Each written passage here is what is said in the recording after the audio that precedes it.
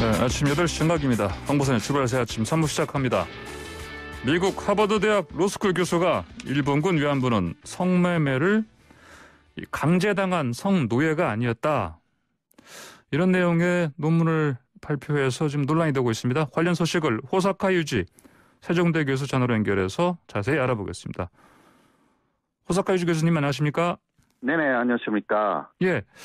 자, 먼저 이 미 하버드대 존 마크 램자이어 교수죠. 이 교수가 이 위안부 관련 논문을 내는데 일본 언론에서는 이게 뭐 연구의 의의가 크다 이렇게 대서특필하고 있습니다. 맞죠? 예, 이것은 그래도 그 산케이신문이 그렇게 말하는 것이고요. 산케이신문이요. 예, 산케이신문이 요약본을 게재하면서 네. 그렇게 주장을 하는데 산케이는 원래 그 위안부 문제를 계속 그 부정적으로 네. 써왔던 사실 극우에 가까운 그 예. 신문지라서요. 예. 그 이야기만 들을 수는 없습니다. 네, 뭐 그래서 이 사실 어떤 극우 성향 신문이 이제 뭐 크게 쓴 기사기 때문에 뭐 이걸 가지고 뭐 일본 전체 언론들이 뭐 대서특필했다 이렇게 보기는 힘든 상황이다 이렇게 보면 되겠습니까? 힘듭니다. 예, 맞습니다. 그렇군요. 네. 그나저나 뭐 어쨌든 이게 내용이 좀 나와서 논란이 좀 커지고 있는 상황입니다. 언제 나온 논문입니까 이건데? 이것은 원래는 3월에 출간할 예정인 International Review of Law and Economics라는 예. 미국 쪽의 논문집 65권의 예. 대표한 전쟁 탄시 송계약이라는 제목의 논문을 그 사람이 짓는다라는 것을 산케이신문이 미리 정보를 알아가지고 그러니까 한 달 이상 전인데 예. 그 요약본을 입수해서 게재한 네. 것입니다. 요약본을 미리 받아서 이미 아직 출간된 건 아닌데. 예, 그러니까 그러한 그런 사람들하고 관련이 있다라고 볼 수밖에 없는 입수 방법이에요. 예, 그렇군요. 이제 보니까 그 논문 제목 자체에서부터 벌써 말씀하신 대로 성계약. 네네. 이 나온 거 보니까 내용이 어떨지 좀 짐작이 어느 만큼 가는 것 같아요.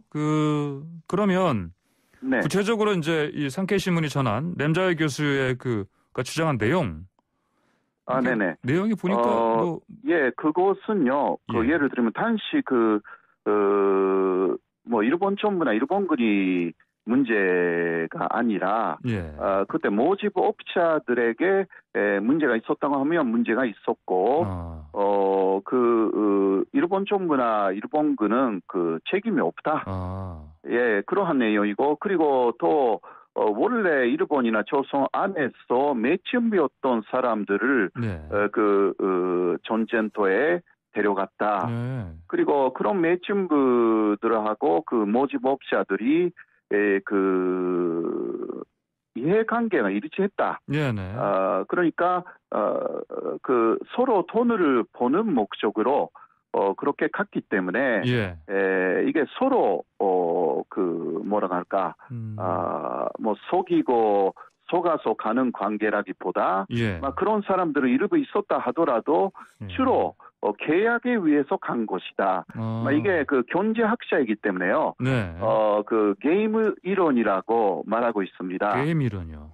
게임 이론. 그것은 그러니까 서로의 이해관계가 일치하면 행동이 이루어진다라는 내용이고 경제학에서 흔히 사용하는 논리인데요. 그러니까 한국에서는 반일 종족주의를 쓴 이용훈 교수가 바로 이러한 게임 이론으로 역시 서로의 이해관계가 맞아 떨어져 가지고 위안부라는 것이 생겼다. 거의 같은 맥락입니다. 네, 지금 호사카 유지 성대 교수와 인터뷰하고 있습니다. 방송 들으시면서 의견 주실 분들은요. 샵 0945번 50원 유료 문자로 보내주시기 바랍니다. 유튜브에서 보이는 라디오도 저희 프로그램 보실 수가 있습니다.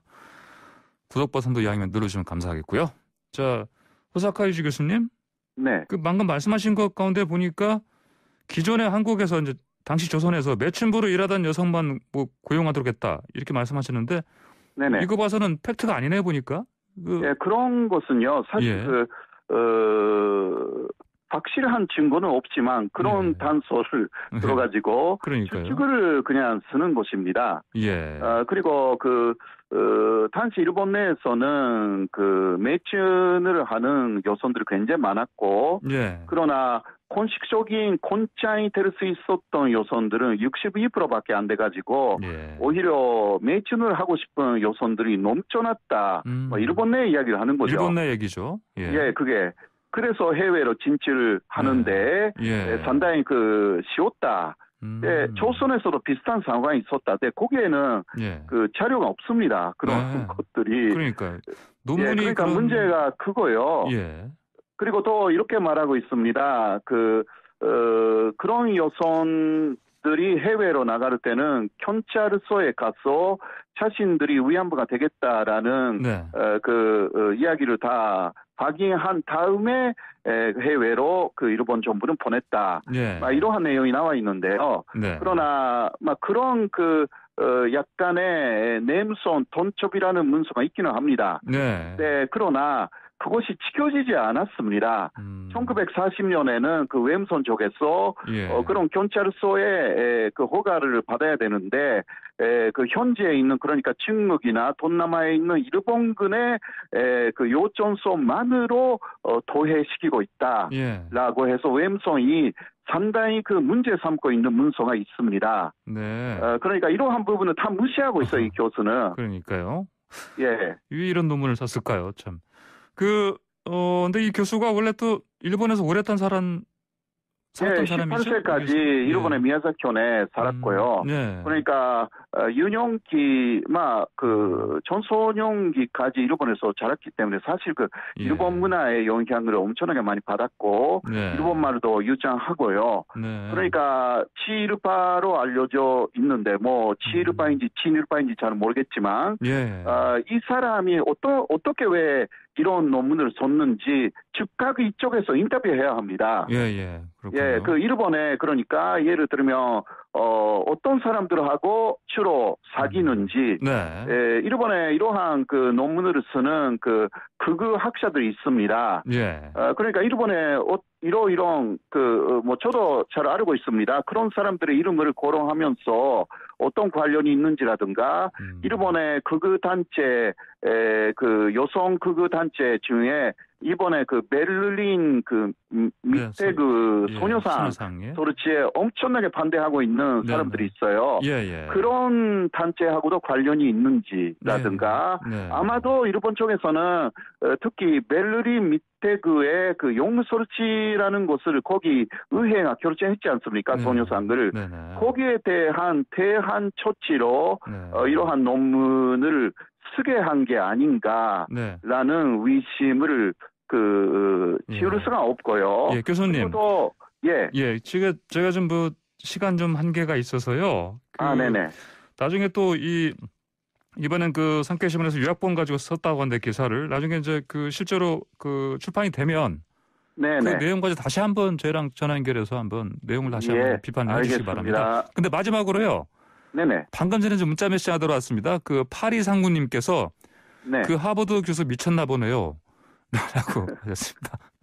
교수님 그러니까 보시기에도 여기 문자 교수 미쳤습니까? 예. 국제적인 논문을 우리 학자들이 많이 내야 합니다. 예, 그렇군요. 우리 학자들도 네, 대단히 중요합니다. 네, 네네. 알겠습니다. 우리 학자들도 관련 논문을 빨리 내야 된다. 예, 알겠습니다. 맞습니다. 네, 오늘 말씀 좀 고맙습니다. 네. 네, 지금까지 호사카 유지 최성대 교수였습니다. 네, 정치의 맛을 제대로 느껴보는 시간입니다. 김남국의 국, 박수영의 수, 지난 정치 맛집 국수대담 열띤 발언 오늘도 들어보겠습니다. 자, 코로나 때문에 그렇지만 전화로 연결합니다. 자, 김남국 더불어민주당 의원 전화로 연결돼 있죠? 네, 안녕하세요. 안산 단원을 국회의원 김남국입니다. 예, 안녕하십니까. 자, 박수영 국민의힘 의원도 전화로 연결돼 있습니다. 안녕하십니까? 네, 안녕하세요. 박수영 의원입니다. 예. 자, 먼저 이게 지금 제일 뜨거운 이슈, 북한의 원전 건설 추진 방안. 이 제목의 6장짜리 문건을 산자부가 어제 공개했습니다. 이제 보면 거기에 이거는 내부 아이디어 검토용이다 이렇게 나와 있고요. 자, 이거 공개된 문건 어떻게들 보셨는지요? 먼저 김남국 의원님. 네, 문건 내용을 좀 보니까 예. 본문 4쪽 그리고 이제 참고 자료 2쪽으로 구성되어 있었는데요. 예. 문건 제일 앞부분에 내부 검토 자료이다라고 이렇게 표시가 되어 있고요. 예. 정부의 공식 입장이 아니라고 처음부터 이렇게 내용이 나와 있었습니다. 예. 그리고 해당 내용이나 이런 것들을 보게 되면 태도가 추진하려고 했던 과거의 여러 이제 그 경수로 설치와 관련된 건설 방안에 대한 이 여러 가지 이제 개괄적인 계략적인 어떤 안을 이렇게 설명을 해놓았던 것으로 보이고요. 예. 그리고 근데 이 문건에 또 여러 가지 이제 한계나 이런 것들도 분명하게 지적을 하고 있었는데 이 문건이라고 하는 것은 결국에 이 원전이라고 하는 것은 이 북미 간의 비핵화 협상에 따라서 그러한 어떤 불확실성이 높은 사업이다라는 것을 분명하게 명시를 했었고요. 예. 그리고 이제 구체적인 어떤 추진 방안이나 이러한 부분에 있어서는 한계가 있는 사업이다라고 하면서 이 문건에 이러한 내용을 담았기 때문에 해당 내용은 그야말로 산자부 차원에서 내부 검토한 자료라고 봐야 될 것이고 예. 또 그러한 어떤 내용 문건 자체가 결국에는 비핵화에 따른 보상 차원에서 논의된 것이기 때문에 이러한 것 자체가 국민의힘에서 문제 제기하는 것 자체가 조금 억지스럽다라고 생각이 듭니다. 예, 그럼 어제 문건을 보시니까 뭐 국비 추진 뭐 이런 낌새는 전혀 볼 수 없는 그런 것이다 이런 판단이시네요. 그 박수영 의원께서는 어제 문건 보시고 어떤 판단하셨습니까? 네, 어제 저녁에 문건 공개를 해서 제가 봤습니다. 예, 차분하게 읽어봤는데요. 네. 북한 지역 원전 건설 추진 방안이라고는 문건 하나를 공개를 했습니다. 예. 전체적으로 그 북원추, 북한 원전 추진이라고는 폴더에 예. 17개 문건이 있다고 하는데 그중에 하나를 공개를 한 것이죠. 제가 읽어봤는데 아주 잘 작성되고 정제된 문건이었습니다. 예. 그리고 내용도 뭐 상당히 구체적으로 금호지구에 APR 1400이라고 하는 우리나라 최신 원전 기술을 도입해서 원전을 만들겠다. 뭐 이런 검토 내용이 들어있고요. 우리 김남국 의원님 말씀하신 대로 제목 북한 지역 원전 건설 추진 방안 아래쪽에 내부 검토라고 되어 있는 건 사실입니다. 그런데 제가 보기에는 이게 이제 문건 작성한 상황, 우리가 이제 이게 폴드도 핀란드로 뭐 부호이스 북한 쪽이라고 하는 폴드를 만들어놨고 감사 감사 바로 전날 야간에 청사를 무단으로 들어가서 예. 방실 침입죄까지 적용돼 있는데 그래서 문건을 삭제를 한 거거든요. 그러면은 이 당시에 우리가 남한에 탈원전을 하고 있고 북한이 NPT를 탈퇴를 했고 유엔 안보리 대북 제재를 받고 있고 배군구 장관이 월성 1호기 관련해서 더 운영을 하자고 하니까 너 죽을래 뭐 이런 얘기까지 한 즉 공무원이라면 이런 거 검토하기 어려운 상황이었는데 예. 그냥 아무런 없이 검토를 했다는 것 자체가 누구 다른 사람의 지시로 이루어졌을 것이다. 그리고 보고도 이루어졌을 가능성이 있기 때문에 17개의 문건 모두가 공개되어 봐야 되겠다 하는 생각을 하게 됩니다. 예, 이번 문건 6장짜리 공개된 것만으로는 의혹을 규명하는데 해소하는데 충분하지 않다. 이런 네, 판단이신 거죠? 네네. 네네. 자, 그런데 그 김종인 위원장이 뭐 그 이적행위라는 또 표현까지 써가면서 비판을 했습니다. 자, 이 표현 때문에 지금 정부에서는 법적으로 대응한다 또 이런 상황이고요. 또 뭐 USB 전달된 것까지는 이제 서로 다 이제 지금 확인이 됐지만 그 내용 가지고 또 이제 지금 논란이 지금 이어지고 있습니다. 이 전체적으로 지금 이 사안 바라보는 여야 입장 좀 두 분 통해서 한번 들어보고 싶습니다. 먼저 김남국 의원님. 네, 저는 이게 정말 전형적인 구태정치, 공작정치의 일환이라고 보이는데요. 예. 김종인 비대위원장과 주요형 원내대표가 명백하게 사과해야 될 사안이라고 생각이 듭니다. 사과해야 된다. 주장한 내용을 보게 되면 문재인 대통령이 극비리에 원전을 북한에 지어주려고 했다. 그리고 USB에 담긴 내용이 원전 추진과 관련된 방안이다. 그리고 삭제된 문건 내용이 구체적인 원전 건설 방안과 관련된 내용이 들어있다. 이런 지금 주장을 하고 있는데요. 지금 많은 전문가들이 기술적인 측면에서 한국형 경수로는 미국이 원천 기술을 보유하고 있기 때문에 우리가 전수해줄래야 전수해줄 수도 없고 여러 가지 대북 제재 결의라든가 지금 현재 상황 속에서 포함되어 있는 핵확산 금지 조약 이런 것들에 따르면 사실상 북한의 이 원전을 우리가 독자적으로 지어주는 것 자체가 불가능한 상황인데 이 이것을 독자적으로 극비리에 지어주려고 했다는 것 자체가 소설이다라고 이렇게 보고 있거든요. 예. 그리고 지금 USB에 뭐 4월 27일 날 판문점에서 전해줬다라고 이렇게 이야기를 하고 있는데요. 지금 문건이 작성되었다라고 하는 파일명에 5월 14일로 이렇게 되어 있습니다. 그러니까 이 파일은 판문점 남북 정상회담 이후에 작성된 파일이기 때문에 사실상 이 USB에 담겨 있지도 않고요.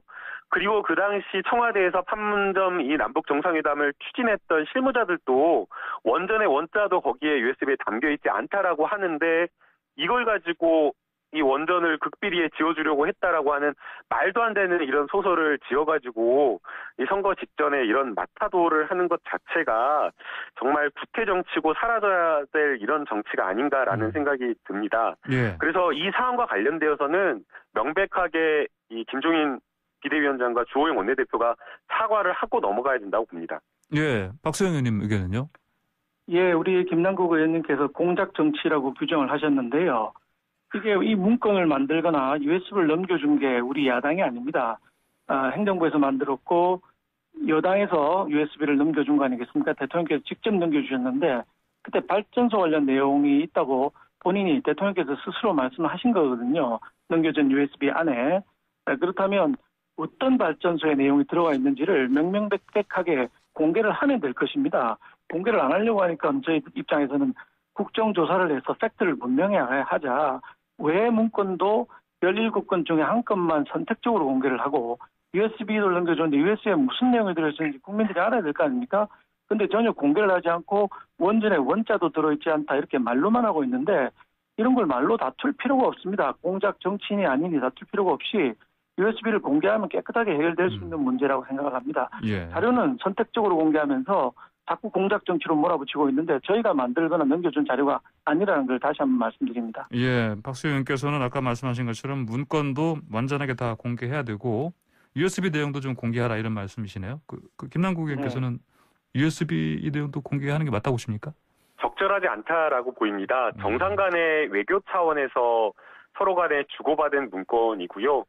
해당 내용은 그야말로 극비의 보안이나 이런 것들에 의해서 보호되는 게 맞지 이것을 그냥 말도 안 되는 합리적인 어떤 주장이나 타당한 근거를 제시하지 않은 상황에서 그러한 어떤 이유도 없는 상황에서 모든 것을 공개하라고 하는 것 자체가 터무니없는 정치 공세에 해당한다라고 보이고요. 지금 국민의힘 쪽에서 주장한 내용들 자체가 사실이 아니었잖아요. 그러면 우선 거기에 대해서 사과를 하고 넘어가야 되는데 지금 거짓 주장, 잘못된 사실 이런 것들이 드러났는데도 불구하고 그것은 사과하지 않고 더 거기에 이어가가지고 더 무리한 정치 공세를 이어가는 것 자체가 저는 역풍을 맞을 거라고 저는 봅니다. 예, 알겠습니다. 자, 이 문제는 이쯤에서 좀 박수영님 김남국 의원도 두 번 말씀하셨으니까 그 기회를 똑같이 주셔야 되지 않습니까? 예, 말씀하십시오. 네네네. 예. 이거 공개를 하면 깨끗하게 되는 문제를 공개하지 않으면서 자꾸 역풍 이야기 말씀하시는데요. 네네. 국민들은 진실을 알고 싶은 겁니다. 이 문제를 저희가 제기한 문제가 아니에요. 검찰에서 공소장을 작성하면서 이런 문건이 있다고 공개를 하면서 밝혀진 거 아니겠습니까? 예. 그럼 검찰에서는 문건의 제목만 공개를 했기 때문에 내용을 다 공개하라는 건데 왜 딱 한 건에 6쪽 문건 하나만 공개하느냐고요. 전부 공개하고 전부 다 드러내놓으면 이 논란이 가라앉을 수 있다는 자신이 있다면 공개할 이유가 없다고 생각합니다. 예. 이 문건이 문제가 되는지 여부를 먼저 판단을 해야지 그 적절한 문제 제기 하에 여러 가지 공개라든가 이런 것들을 논의할 수가 있다라고 보이는데요. 지금 천영우 MB 정부의 이명박 정부 시절에 청와대 외교안보 수석을 지낸 천영우 이 수석도 비핵화를 전제로 한 한북 원전 추진 이 자체를 가지고 홀들갑 떠는 것 자체가 이상하다라고 하면서 SNS에 글을 제시를 했습니다. 그렇기 때문에 이 사안을 가지고 정치적으로 이렇게 공세를 하는 것 자체가 좀 부적절하다라고 보이고요.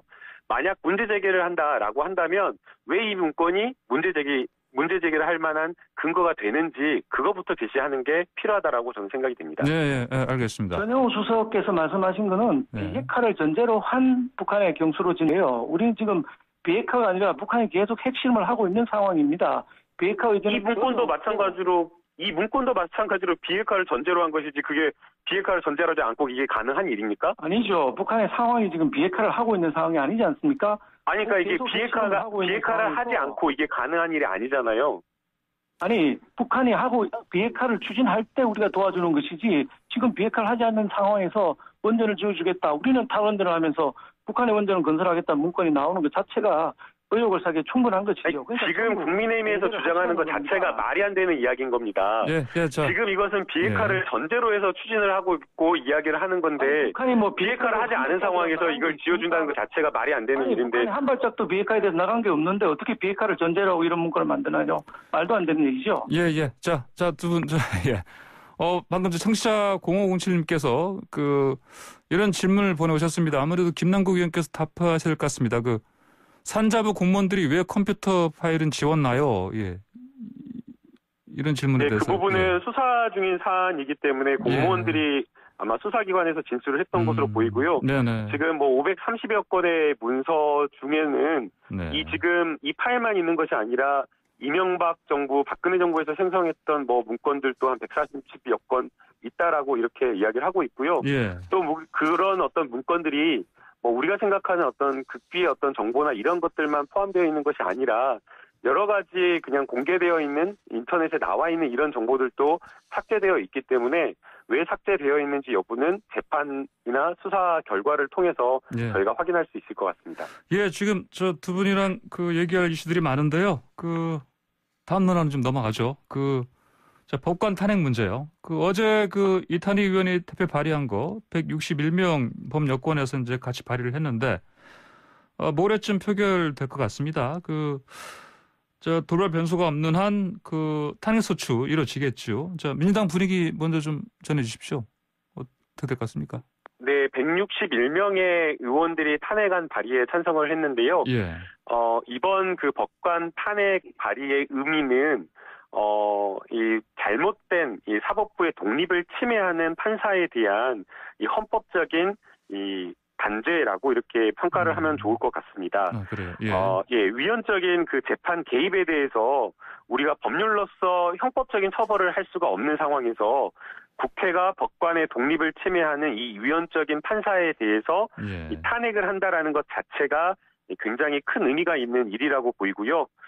미국이나 이런 영국, 일본 이런 경우에는 이 국회가 판사에 대해서 탄핵을 굉장히 많이 합니다. 미국 같은 경우에는 주치 상태에서 고압적인 재판을 한 판사에 대해서 탄핵을 하기도 하고요. 또 영국은 굉장히 빈번히 탄핵을 하기도 하는데 매년 거의 20명에서 30명 가까이 판사에 대한 탄핵을 하고 있습니다. 그러나 이제 우리나라 같은 경우에는 판사에 대한 탄핵을 12대와 18대에서 탄핵 시도만 했을 뿐이고 실제 탄핵에 이르지는 못했는데요. 이번 지금 판사에 대한 탄핵은 명백하게 형사 재판에서 사법부의 판단에서 6번이나 위헌적인 재판 개입 행위가 있었다라고 판결문에 적시된 것을 근거로 해서 국회가 탄핵안을 발의한 것이기 때문에 그런 여러 가지 의미가 있다라고 저는 생각이 됩니다. 박수영 의원께서는 지금 국민의힘 쪽에서 법관 길들이기다 이렇게 그렇게 논평을 냈습니다. 네네, 확실하죠. 이게 헌정사상 여러 번 있다고 김남국 의원 말씀하시는데 평판사에 대한 탄핵은 처음으로 시도되는 것이고요. 아직 한 번도 시도된 적이 없는 일을 지금 하고 계신 겁니다. 그리고 이게 1심 판결에 6가지 내용이 나와 있다고 했는데 1심에서 무죄를 받은 사항입니다. 1심에서 무죄 받은 사항을 탄핵까지 끌고 가겠다고 하는 것은 무리한 일이고요. 1심 판결이 또 있었던 데가 언제냐면 무려 1년 전입니다. 작년 2월에 1심 판결이 있었는데 작년에 있었던 판결을 가만히 있다가 왜 지금 하느냐 이 시점에 관한 문제를 우리가 잘 봐야 된다고 생각합니다. 왜냐하면 최근 정부의 결정에 순순히 많이 따르고 있던 사법부에서 김경수 지사 2년, 정경심 교수 4년, 그다음에 윤석열 총장에 대한 집행정지 가처분과 본안 시점이 인용이 됐고요. 최강욱 대표 또 징역 8월 이렇게 계속 대통령이 원하는 방향이 아닌 쪽으로 사법 판결이 계속 나오고 있으니까 앞으로 있을 김경수 3심, 울산시장 문제, 조국 교수 문제 이런 것들이 연달아 있게 되니까 거기에 대해서 미리 법관을 길들이게 하고자 하는 거 아니냐. 그렇지 않으면 굳이 1년 전의 판결을 게다가 이달 말이면 2월 28일이면 퇴직할 사람에 대해서 굳이 이렇게 탄핵이라고 하는 이 굉장히 헌법적으로 어려운 제도까지 끄집어내가지고 실무죄를 끌고 간다는 것은 길들이기 이상으로 보기 어려운 상황입니다. 예, 알겠습니다. 네, 임성근 판사에 대해서 탄핵을 한다고 해서 다른 재판에 영향을 미칠 수는 없고요. 그렇기 때문에 이것을 법관에 대한 길들이기다라고 말하기는 좀 어려울 것 같습니다. 지금 1심 판결에서 무죄가 나왔다라고는 말씀을 해주셨지만 1심 판결 무죄가 나온 것은 이 직권 남용과 관련된 부분 법리상 인정되기가 어려워서 형법상 무죄가 나온 것에 불과한 것이고요. 해당 판결문도 형법상 무죄가 나온 것은 맞지만 이 형법상 무죄가 나온 판결문에서도 법관의 독립을 침해하는 위헌적 행위에 해당된다라고 하면서 명백한 위헌적 행위 그리고 재판 관여 행위에 대해서 지적을 했습니다. 그리고 이러한 어떤 재판 관여 행위가 법관의 독립을 침해한 행위에 해당이 되고 그냥 단순하게 이런 어떤 재판 개입에 그냥 이런 것들을 떠나는 것이 아니라 실제 지시에 이를 정도 그 해당 재판을 지휘하고 그 판결을 하고 선고하는 그 재판장에 대해서 지시하고 명령하는 그런 정도에 이를 정도에 이르러서 이거는 재판의 독립성을 침해한 것에 이르렀다라고 평가를 했기 때문에 이것은 매우 사법부에 대한 굉장한 심각한 침해 행위라고 봐야 될 것 같습니다. 방금 김남국 의원 말씀하신 건 전혀 사실이 아니고요. 재판권의 침해가 없었다고 분명히 되어 있습니다. 재판권의 침해가 있지 않다고 판시가 되어 있는데. 아니, 판결문 보고 제가 2014 고압 117이 판결문 보면서 말씀드리고 있습니다. 6번 그렇게 지적이 되어 있습니다. 6건 지적을 하면서 재판권의 침해까지 이르지 아니하였다고 되어 있어요. 근데 이걸 가지고 1심 무죄자, 공무원임을 잘못했으면 내부적으로 징계를 하고 그 다음에 사법적으로 처벌을 하고 그것도 안 될 경우에 이제 탄핵으로 가야 되는데 이거는 징계도 받은 바가 없고 그다음에 1심 단계에서 무죄를 받은 사안이에요. 이걸 탄핵까지 가져가겠다는 것은 정치적인 의도가 있는 행위라고밖에 볼 수가 없는 것이지요. 법관 줄 세우기에 다름 아닙니다. 네, 알겠습니다. 자, 다음 사안 넘어가겠습니다.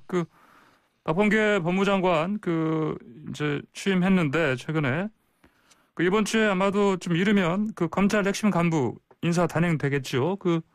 그런데 지금 윤석열 총장 쪽에서 이전에 자신을 징계하는데 가담했던 고위직들 징계해달라 요청했다고 하는데 어떻습니까? 이거 어떻게 될 것 같습니까? 저는 이제 해당 내용을 사실 확인한 바 없어서 그게 이제 사실인지 여부는 좀 정확히는 모르겠고요. 만약 그런 사실이 있다라고 한다면 그거는 매우 부적절한 거라고 생각이 됩니다. 징계 절차는 법률에 따라서 윤석열 총장이 가지고 있는 여러 가지 징계 비위 혐의에 대해서 정당한 권한 있는 자가 공무원으로서 자기 할 일을 하는 것인데 자기 징계를 했다고 해서 거기에 대해서 인사조치를 해달라고 하는 것은 그야말로 보복성 인사조치를 해달라고 요구를 하는 것에 불과하는 것이기 때문에 그것은 절대 법무부 장관이 그런 인사 의견을 들어줘서는 안 된다라고 생각이 들고요. 오히려 제대로 된 어떤 윤석열 총장에 대한 징계와 관련된 법적 조치를 한 사람들이다라고 한다면 그러한 사람들을 존중하고 지켜주는 게 맞다라고 저는 생각이 됩니다. 예, 박수영님 의견은요? 예, 어떻습니까? 우리 윤석열 총장에 대한 징계 문제는 대통령께서 직접 나가서 사과를 하신 사항 아니겠습니까? 그렇다면 대통령의 판단을 혼란스럽게 만드는 사람들에 대한 일벌백계가 있어야 된다고 생각합니다. 그리고 검찰 개혁을 주도할 세력으로서는 이미 국민적인 신뢰가 없어진 분들이라고 생각합니다. 왜냐하면 검찰 개혁의 목표가 검찰을 정말 국민의 검찰로 만드는 것이 아니고 또는 정권에 대한 실세 정권을 수사하는 이런 것도 아니고 총장을 찍어내는 게 검찰 개혁인 것처럼 추진했던 세력들이고 그게 대통령의 사과로까지 이어졌기 때문에 이번에는 정리를 해야 된다고 생각합니다. 예, 알겠습니다. 자, 이번에 또 이제 임시국회 어제 시작됐는데 이른바 민생 법안 103개. 여당에서 민주당에서는 이거 처리한다는 방침이죠? 설명 좀 해주십시오. 예, 김남국 의원님. 네, 지금 코로나19로 경제가 지금 많이 어려운 상황이기 때문에 이번 임시국회는 민생을 챙기는 국회가 돼야 된다라고 지금 보고 있습니다. 이제 무엇보다 코로나19 손실 보상과 관련된 법안을 지금 통과시켜야 된다라고 지금 이렇게 보고 있는데요. 집합금지와 제한 조치 여러 가지 이제 이런 부분으로 인해서 소상공인들의 여러 매출이 정말 크게 감소해가지고 벼랑 끝에 내몰려 있는 많은 분들, 어려우신 분들이 많습니다. 예. 그래서 지금 발의되어 있는 법안들이 이동주 의원님 법안, 그리고 민병덕 의원님 법안, 또 강훈식 의원님 법안들이 이렇게 좀 있는데요.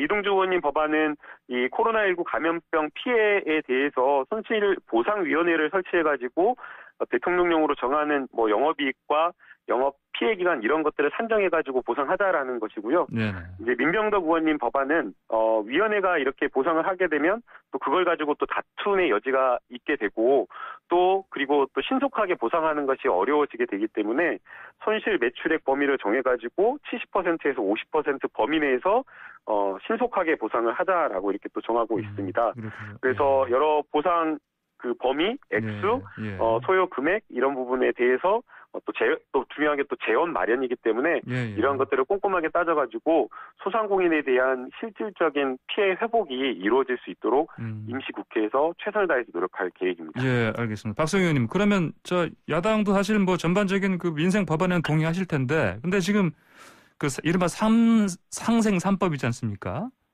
네. 이 부분 관련해서는 좀 반대 의견도 좀 있는 것 같아요. 그렇죠? 어떻습니까? 예, 코로나로 인한 민생을 챙겨야 된다는 저희 동의하고 있고요. 헌법상 또 보상을 해줘야 됩니다. 헌법 23조에 의해서 보상을 해줘야 되는 부분이 늦은 부분이 있기 때문에 해야 된다고 생각합니다.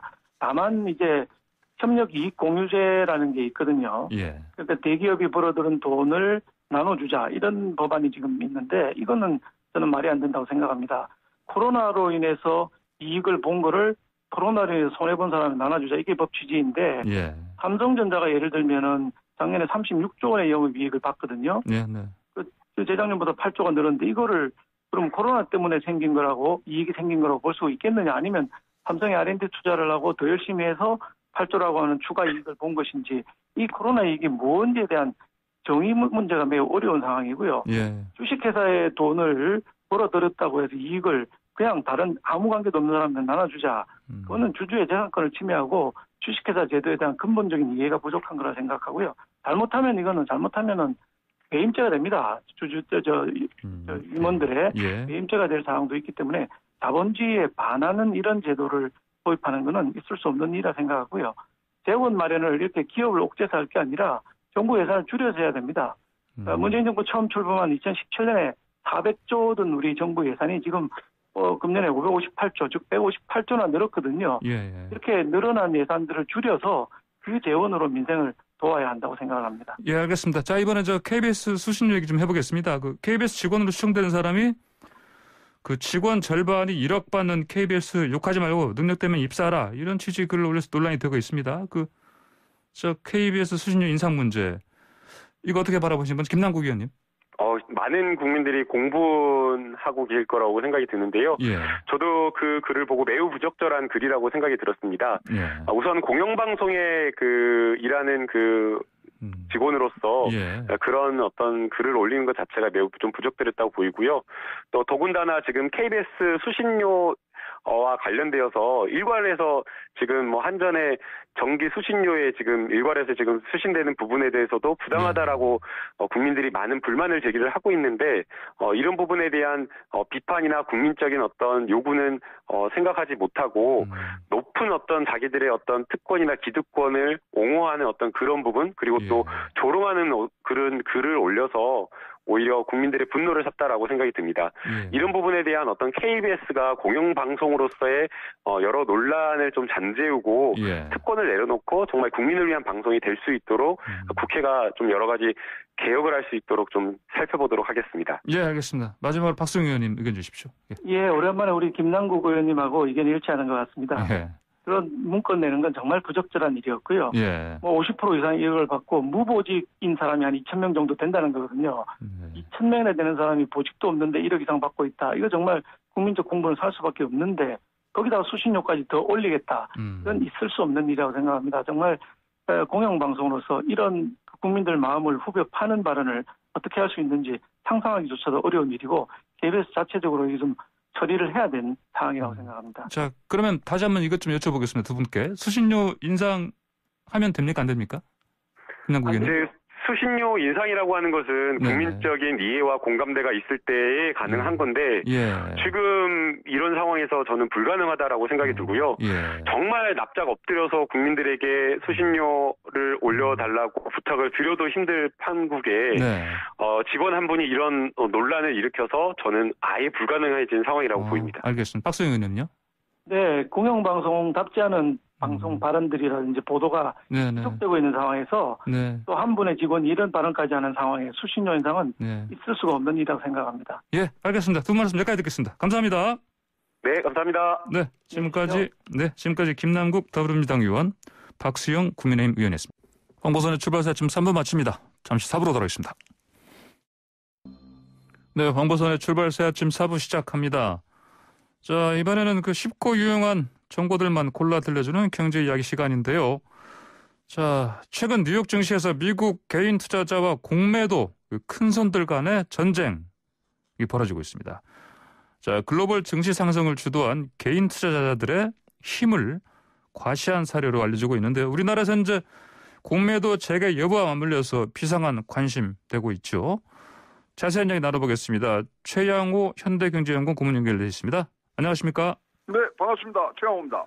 이게 지금 미국 게임스탑 얘기하는 거죠, 이게요? 소매업체 비디오 게임. 지금 굉장히 세게 붙었죠. 그래서 헤지펀드가 공매도 포지션 걸었다가 개인 투자자들이 매집 대응을 했고 이게 주가가 급등락을 하고 우리가 잘 아는 로빈후드 이런 데서는 또 주식거래 플랫폼이 거래 제한 조치를 했니 안 했니 하다가 지금 정계라든가 SEC 감독기관에서도 지금 이거는 우리가 청문회 해야 되겠다 등등의 아주 파장을 지금 굉장히 많이 일으키고 있는데요. 그렇다면 지금 이 가격이 굉장히 올랐기 때문에 1625%가 지금 폭등을 했어요. 그래서 개인 투자자들의 승리로 보이는데 이게 며칠 지나니까 또 그것이 아닌 것 같아요. 지금 그러면 공매도를 치기 위해서 들어왔던 헤지펀드들이 자기네들을 다 청산해서 나가야 되잖아요. 8%밖에 청산을 안 했고요.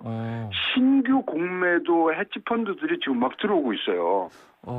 어떻게 그러니까 됩니까? 지금 기존의 헤지펀드들 손해 본 데는 50조 이상 손해를 봤거든요. 거기다 이게 얼마나 파장이 크냐면 당시 게임스탑이 맨 처음에 이 공매도 이 전쟁이 시작할 때 시총이 한 300억 정도 됐어요. 300억. 300억 원. 근데 이 부분이 미국의 3대 지수를 다 끌어내리고 전 세계의 지수를 변동성을 엄청나게 늘린 사건. 이 부분들도 굉장히 지금 의미가 심장하거든요. 이거 조그만 파장 하나로도 전 세계 증시가 움직일 수 있는 부분들이 그런 개연성들이 있고 이번에 보면은 개미들이 굉장히 자기들끼리 소통을 잘하는 모습도 좀 보였고 여러 가지 지금 의미들이 굉장히 있는데 아직 안 끝난 지금 싸움이라고 봅니다. 일방적으로 개미들이 승리했다고 우리가 선언하려면 지금의 이 굉장히 1600% 올라간 주가가 계속 지속이 돼야 되거든요.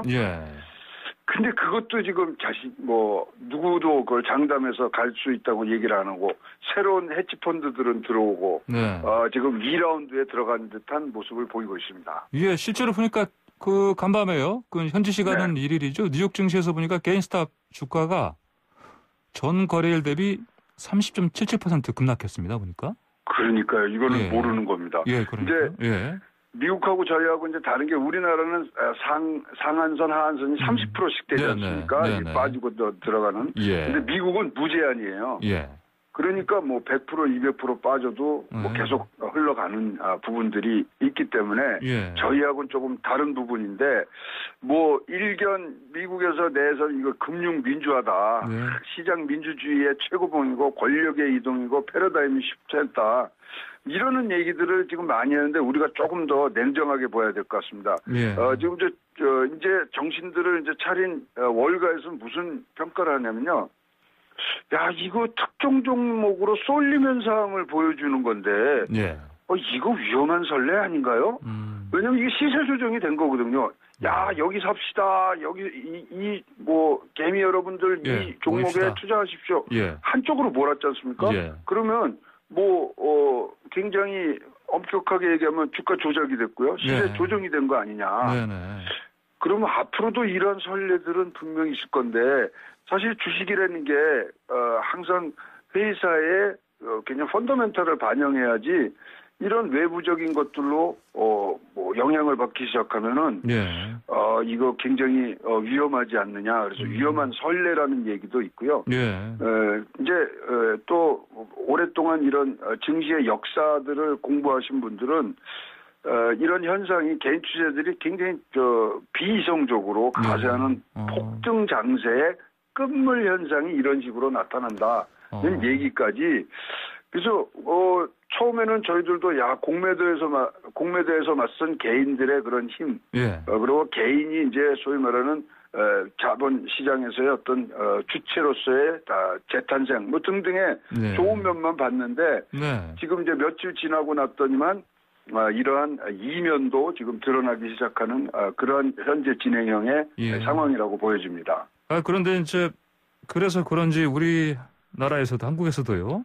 이제 개인 투자들 이제 모임 있지 않습니까? 한국 주식투자자 연합회죠, 이 이름이. 이제 공매도 뭐 이제 재개하는 거 반대하는데 이게 좀 더 좀 조직화한다. 그렇죠. 이렇게 하고 있네 보니까. 그래서 이제 특정 종목을 찍었어요. 우리나라에서 이제 이 공매도로 굉장히 힘들어하는 종목이 두 가지가 있는데 거기를 이제 개인 투자자들이 좀 연합을 해서 거기가 공매도에 시달리지 않도록 주가를 지지를 하자. 그렇게 이제 하면서 공매도 이제 2월 17일 정도면 이제 재개 여부를 결정을 하지 않습니까?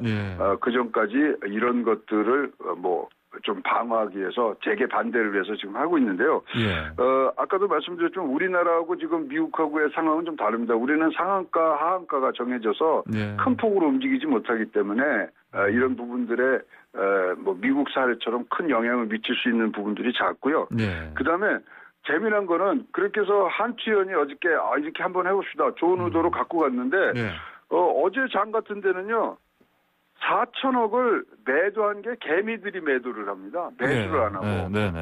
거꾸로 기관하고 외국인들이 4,600원어치 매수를 하고 의도한 바로는 지금 반대로 지금 가고 있는 부분들이 있어서 지금 전체의 흐름이 어떻게 끝나가는지를 우리가 좀 지켜본 다음에 움직여야 될 것 같은 그런 지금 여러 가지 정황들이 지금 비춰지고 있습니다. 지금 말씀하신 대로 지금 공매도 이거를 다시 풀 건지 말 건지 이제 2월 17일쯤 되면 이제 결정한다고 하는데 개인 투자자들은 당연히 반대하고 있고요. 그렇지 않습니까? 근데 그리고 이제 그럼에도 불구하고 이 제도가 없으면 안 된다. 이 전문가들 의견이 있고. 근데 그거 다시 풀려면 반드시 제도 개선해야 된다. 이런 의견이 있지 않습니까? 뭘 바꿔야 됩니까? 개선을 해야 됩니까? 그래서 저는 보니까 이번에 이제 공매도가 사실 변동성을 완화해주는 순기능에 대해서 많은 분들이 이제 점수를 많이 주셨는데 지금 같이 굉장히 장세가 좋고 그다음에 지금은 또 산업적 패러다임이 바뀌면서 상승 그다음에 성장에 대한 기대치를 지금 굉장히 많이 당겨온 거거든요. 미래에서부터. 그래서 변동성이 굉장히 지금 많은 장이긴 합니다만은 공매도 자체가 변동성을 완화하는 역할을 해야 되는데 공매도 자체가 지금은 변동성을 유발하고 확대시킬 수 있는 이 개연성이 굉장히 높습니다. 미국 예를 봤을 때. 따라서 저는 공매도란 제도에 대해서는 굉장히 찬성하는 이 한 사람이지만 공매도에 대한 이러한 순기능이 지금 제대로 발휘를 못한다 그러면 진짜로 많은 부분에 이 보완책을 갖고서 시간을 갖고 이것이 다 만족이 돼서 개인들이 들어갔을 때 기울어진 운동장이 아니라는 것을 확실할 수 있을 때까지는 공매도를 조금 더 제한을 연기를 하면서 그 벌어진 시간 안에 이것들을 제도화하는 부분들이 꼭 있어야 될 것 같습니다. 그래서 이런 선제적인 조치가 되지 않는 공매도는 뭐 지금 들어오는 거는 시기상조라고 보여지는 겁니다. 알겠습니다. 오늘 말씀 여기까지 듣겠습니다. 감사합니다. 네, 감사합니다. 네, 지금까지 최양호 현대경제연구원 고문이었습니다. 네, 매일 스포츠가 얼마나 좋은지 느껴보는 시간입니다. YTN 스포츠부 조은주 기자 전화로 연결돼 있습니다. 조 기자 안녕하십니까? 안녕하세요. 제가 앞에 종합게임 주식 얘기 들으면서 축구팬하고 참 공통점이 있다. 1일 하는 거 이런 생각을 혼자 했는데요. 손흥민 선수의 토트넘이 어제 17위 팀 브라이턴에 지고 혹평에 문매를 맞고 있습니다. 경기 내용도 그렇고 선수단 불화설에 모리뉴 감독에 대한 전술 불만까지 터지면서 참 어수선하고 흉흉한 분위기입니다. 흉흉하다고요? 네. 손흥민 선수 방금 말씀하신 것처럼 그 17위 팀하고 경기에서 잘 못했죠? 네, 아무래도 해리 케인 선수의 빈자리가 컸습니다. 지난주 리버풀전에 다쳐서 못 나왔는데 수비가 손흥민 선수 꽁꽁 묶었어요. 혼자 90분 동안 9군 분투했지만 소득이 없었고 유효 슈팅 하나가 전부였는데 현지에서는 공 잡았을 때 아무것도 하지 못했다. 케인 없는 손흥민은 길을 잃은 것처럼 보였다. 이러면서 혹평을 했고요. 그도 그럴 게 손흥민 선수 올 시즌 리그 12골인데 9개가 케인이 어시스트한 거거든요. 아무래도 여파가 있을 수밖에 없을 것 같아요. 토트넘 리그 2연패의 순위는 6인데 사실 10위권까지 승점이 1, 2점 차로 고만고만해서 시즌 초 우승까지 노렸던 걸 생각하면 좀 실망스럽습니다. 모리뉴 감독은 정신승리를 하면서 선수단 독려를 했습니다. 정신승리. 네. 근데 또 이 모리뉴 감독 경질설까지 좀 나온다면서요? 네, 재미도 없고 성적도 엉망이고 선수들이랑 싸운다 이런 불만인데 사실 모리뉴 감독 2년차 매직이 유명하잖아요. 첼시나 인터밀란, 레알 마드리드 이런 팀 맞고 두 번째 시즌에 우승컵을 들었었거든요.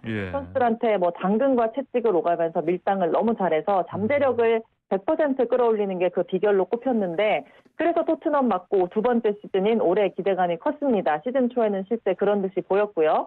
근데 사실 3년차 저주도 있어요. 우승컵 든 다음 해에 선수들이랑 루비콘강을 건너는 겁니다. 그 심리 싸움을 너무 열심히 하다 보니까 그 부작용으로 갈등을 겪다가 정지를 당하는 그게 모리뉴 감독의 수순이었는데 2년차 매직도 없이 바로 3년차 저주로 가냐 이런 비아냥 걱정도 나오고 있습니다. 실제 올 시즌 벌써 불화로 어수선합니다. 델리 알리 선수 얘기하는 거네? 네, 거기는 오래됐었죠. 벌써 이적을 하려다가 결국에 못했고요. 지난주 리버풀 경기 때는 윙백 오리에 선수를 전반 끝나고 교체를 했습니다. 그런데 오리에 선수가 화가 나서 그냥 집에 갔어요. 집에 갔다고.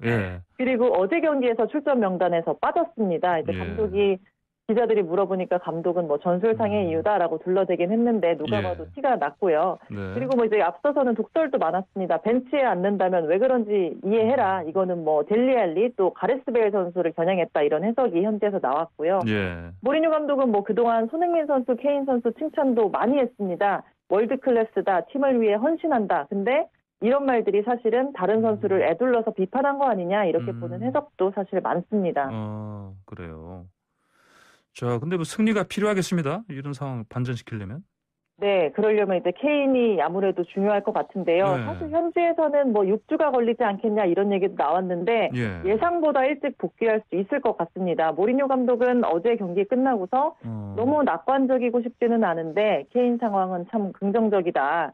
케인 스스로는 맞는데 2주 정도 걸릴 걸로 예상하던데 그 생각이 맞는지 우리 함께 지켜보자 하면서 웃더라고요. 그래요? 지난번에 손흥민 선수 같은 경우도 맨유전 다치고 맨유전에 갑자기 까만 테이핑 하고서 나와가지고 맹활약했던 적이 있었는데 그것처럼 케인 선수도 갑자기 등장을 했으면 좋겠다는 생각을 해봅니다. 다음 경기는 금요일 새벽에 첼시랑 홈 경기 있습니다. 금요일 새벽이요. 기다려보겠습니다. 좀 간단히 리오넬 메시 고액 연봉 좀 논란이네요? 요거는 내일 전해드리는 게 나을 것 같아요. 그래요? 알겠습니다. 이건 내일 좀 자세히 살펴보죠. 네. 오늘 말씀 여기까지 듣겠습니다. 감사합니다. 감사합니다. 네, 지금까지 YTN 스포츠부 조은지 기자였습니다. 네, 광고선의 출발 새 아침 오늘 화요일 순서 마칠 시간 됐습니다. 방금 전에 청취자 2112님께서 이런 의견 주셨네요. 수신료 폐지합니다. KBS 얘기 같은데요. 어차피 KBS 시청 안 하고 YTN만 보고 듣고 있습니다. 라고 보내주셨습니다. 네, 감사드립니다. 저는 내일 아침 7시 20분에 다시 돌아오겠습니다. 지금까지 황보선이었습니다. 감사합니다.